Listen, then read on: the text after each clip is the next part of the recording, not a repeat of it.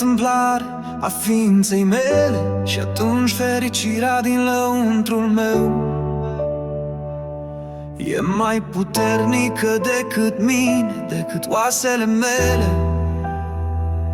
pe care mi le scrâșnești într-o îmbrățișare mereu dureroasă, minunată mereu.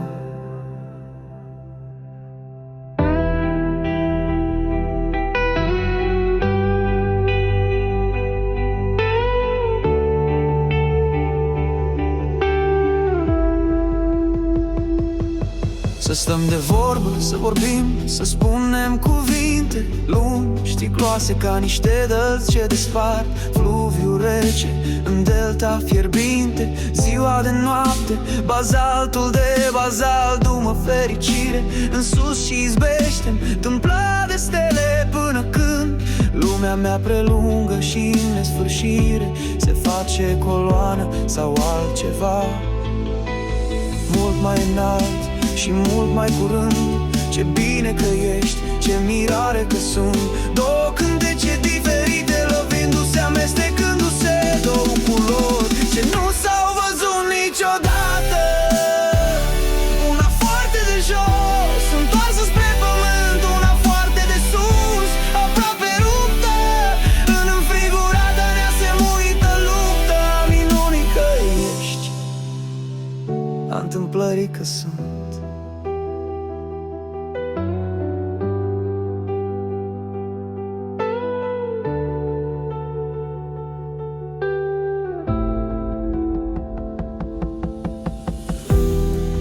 Întâmplare a ființei mele și atunci fericirea din lăuntrul meu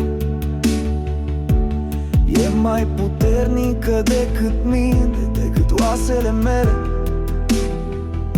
pe care mi le scrâșnești într-o îmbrățișare mereu dureroasă, minunată mereu.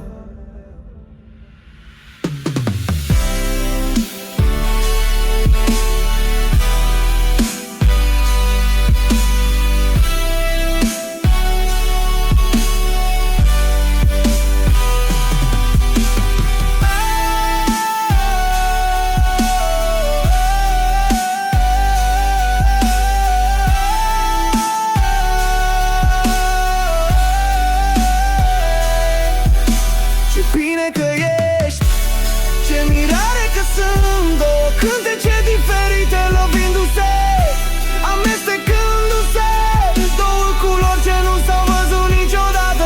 Una foarte de jos, întoarsă spre pământ, una foarte de sus, aproape ruptă în înfrigurata, neasemuită luptă a minunii că ești, a întâmplării că sunt.